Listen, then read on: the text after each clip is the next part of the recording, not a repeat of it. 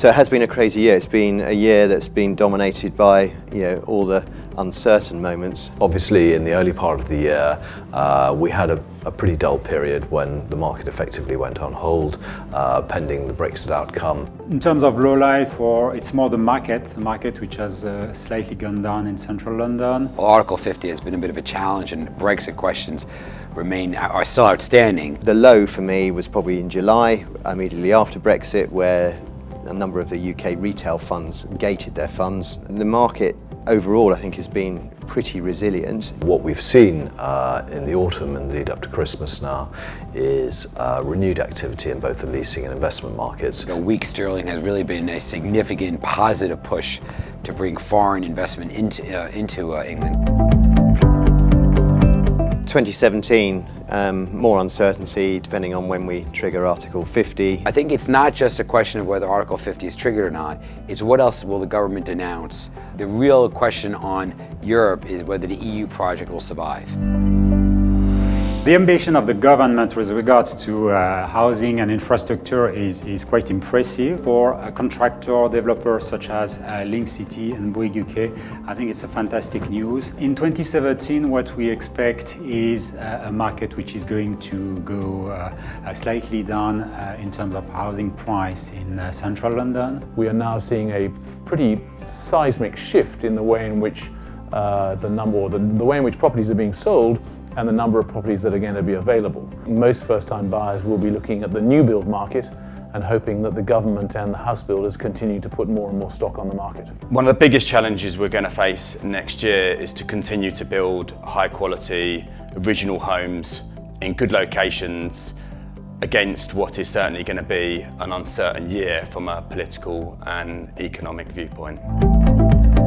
2017 will see the build-to-rent market mature as more schemes come to fruition, and for me, the build-to-rent market looks bright for the year. There are some big players, L&G, M&G. Land supply will be an issue. I think we have to look at planning. The younger generation aren't necessarily focused, as perhaps my generation was, of buying a home. They are probably going to be looking to rent a home, and therefore the image and the branding for build to rent is going to be very important. The planning system is in disarray. We're finding that planning applications, which would normally take between 8 and 13 weeks, relatively modest planning applications, are currently taking between 12 and 18 months. When you have economic uncertainty, there's definitely a greater requirement for the need for flexibility. Rents are probably under pressure, particularly in some of the office markets. We're already seeing a continuation of strong occupier demand for well-located and well-specified schemes in central London. Stations and more central locations have always been of interest, but what we're seeing now is it's moving further out. But what we're going to see, I think, moving forward is a greater mobility as people move around London more. The regions occupy a unique position in the UK property landscape. Cities such as Birmingham, Manchester, and in that sense, they offer great value. So the challenges that faces 2017 for retailers is the online shopping. There's been a 27% increase on consumer spending online. So because of the terrorism threats being severe in the UK, CCTV cameras, especially with thermal cameras, are in need in shopping centres. It's more and more difficult for on-street retail to survive. So they need to organise themselves, they need to be properly managed. Disruptors will certainly increase their market share in 2017. High street agents need to start to think about how they can sell their services better and how they can upsell their expertise and their ability to get better prices.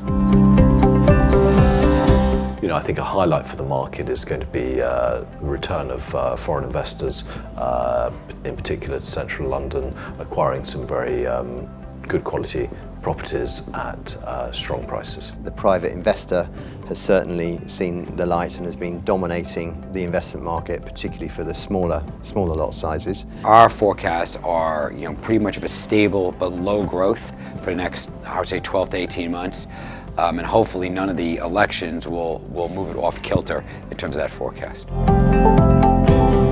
2017 we feel is going to be very exciting for peer-to-peer. The sector itself is now worth approximately 6.5 billion. We see continued growth and significant growth at that. Tightening in legislation absolutely is a good thing because ultimately it protects lenders and borrowers on peer-to-peer. What it will do is it will increase consumer confidence, it will raise the profile of the sector, and hopefully it will raise awareness as well so that people have the confidence to lend their money to platforms, and at the same time borrowers have the confidence to go and raise funds.